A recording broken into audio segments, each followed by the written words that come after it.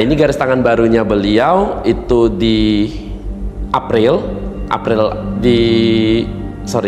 di awal April atau di akhir Maret ya. Ini garis tangannya sudah banyak banget perubahannya.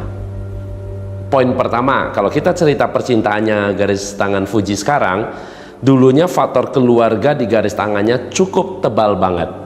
Sekarang ini sudah mulai menipis.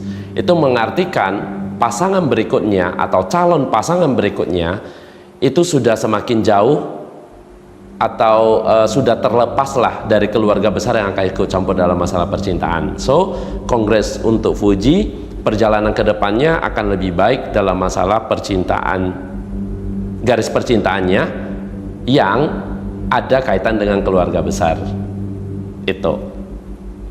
Dan poin kedua dari garis percintaannya, terdahulu itu lumayan banyak garis cabang halus-halus yang menandakan adanya godaan di Fuji.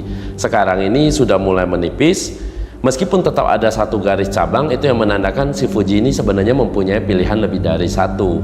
Nah, tinggal dianya apakah bersiap untuk memilih yang mana yang paling baik. Intinya secara perjalanannya ada dua garis, dua-duanya juga bagus, meskipun satu garis itu tetap menuju ke arah faktor keluarga dan satu garisnya itu akan lebih baik gitu, tergantung dalam pemilihan sikapnya. Nanti tinggal kita combine-kan dengan garis pasangannya, garis pasangan Fuji yang terbaru itu garis tangannya seperti apa, baru bisa dijabarin secara detail. Oke, nah kalau untuk dari karirnya, untuk karir Fuji ini benar-benar secara grafiknya itu bagus banget, garis tangannya bagus, bajinya juga bagus, shiningnya, bersinarnya itu pasti akan luar biasa banget. Dan Eji sangat suka atau sangat tertarik pada garis tangan seperti ini dan baji seperti tanggal lahirnya Fuji. Itu yang menunjukkan secara perjalanan grafiknya itu langsung satu garis lurus. Biasanya orang perlahan menaik ke atas, perlahan menanjak, ini satu garis lurus langsung. Paling ada satu catatan paling penting ya untuk garis tangannya Fuji, itu adalah garis kesehatannya. Di garis kesehatannya Fuji saat ini itu menandakan di bawah garis itu ada tipis, itu menandakan adanya problem tentang imunitas tubuh. Nah, saran Eji untuk Fujinya, konsumsi multivitamin jangka panjang itu penting banget.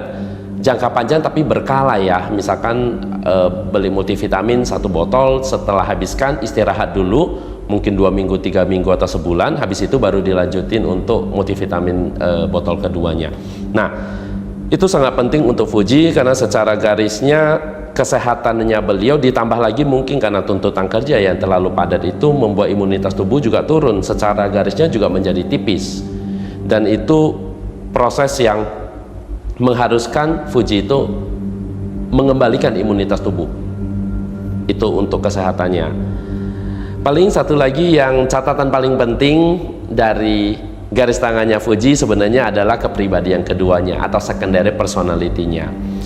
Jauh hari sebelumnya waktu Eji berkonten dengan Bang Robi Purba, Eji sudah menjelaskan ini garis yang menandakan secondary personality-nya itu menandakan moody, mood swing, moody yang berlebihan. Nah, untuk garis tangan barunya sudah sedikit berkurang, tapi tetap aja ada moody yang berlebihan. So, memang susah untuk mengontrol moody, tapi mengurangin moody itu menjadi keharusan buat Fuji.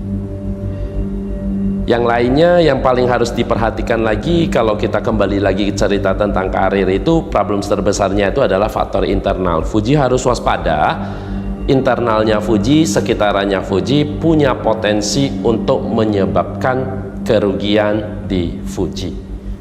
So, karena ini banyak garis yang menandakan faktor internal, boleh percaya pada internal, tapi jangan 100%. Bagaimanapun Fuji harus benar-benar ngecek semua pendataan atau pendanaan.